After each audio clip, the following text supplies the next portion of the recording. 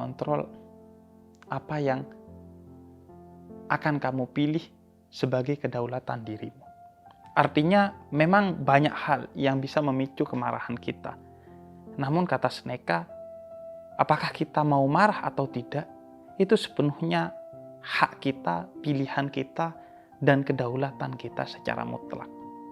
Jadi kalau kita nggak mau marah, walaupun dipicu dengan berbagai hal, ya kita nggak akan marah. Tapi bagaimana cara agar kita bisa mengendalikan diri agar tidak marah? Mari kita belajar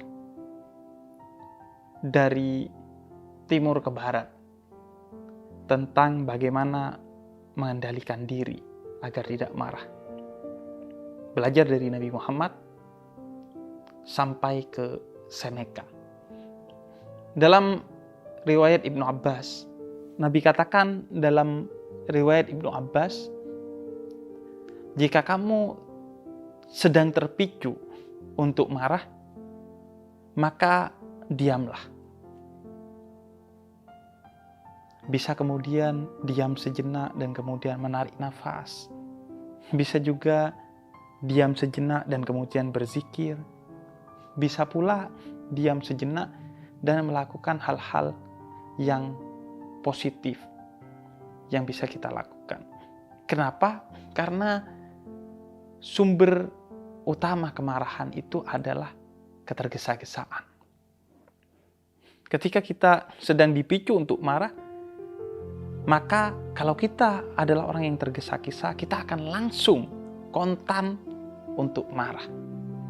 Dan begitu selesai marah, beberapa detik kemudian, beberapa menit kemudian, atau beberapa jam, hari, bulan, tahun kemudian, kita kemudian pasti akan menyesali kemarahan yang telah kita lakukan. Karena itu kata Nabi, ketika kamu mau marah, diam dulu. Jangan tergesa-gesa. Karena bisa jadi marah itu munculnya dari ketergesa-gesaan yang sesungguhnya tidak penting, tidak bermanfaat, dan malah memperburuk keadaan. Dalam riwayat lain dari Abu Dzar Al-Ghifari, Nabi katakan, kalau kamu sedang ingin marah dalam keadaan berdiri, maka duduklah. Kalau kamu sedang terpicu untuk marah dalam keadaan duduk, maka berbaringlah. Karena Nabi begitu menyayangi kita, sampai Nabi berikan treatment tentang bagaimana pengendalian secara fisik agar kita tidak diperdaya oleh rasa marah. Karena biasanya orang yang sedang duduk, ketika dia mau marah, dia berdiri. Maka lakukan sebaliknya untuk mengendalikan amarah itu sendiri. Oleh karena itu, kata Seneca, kemarahanmu adalah sejenis kegilaan yang membuat kamu mematok harga tinggi untuk sesuatu yang tidak berharga. Misalnya, kamu marah karena antrianmu disela. Kamu marah karena motormu atau mobilmu diserempet. Kamu marah karena hal-hal yang sebenarnya remeh-temeh. Padahal kemarahan itu menyebabkan kamu tidak bahagia di dunia dan tidak selamat di akhirat. Mengapa kita menghargai mahal sesuatu yang bahkan bukan murah tapi tidak berharga?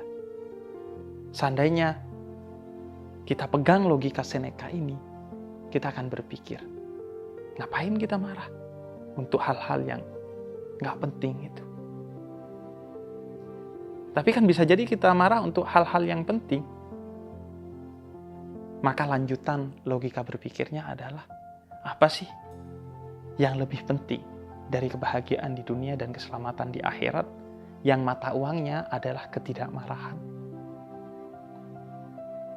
Oleh karena itu, dalam tradisi sufistik atau spiritualitas Islam, diandaikan orang yang mudah marah atau orang yang sedang marah itu seperti genangan air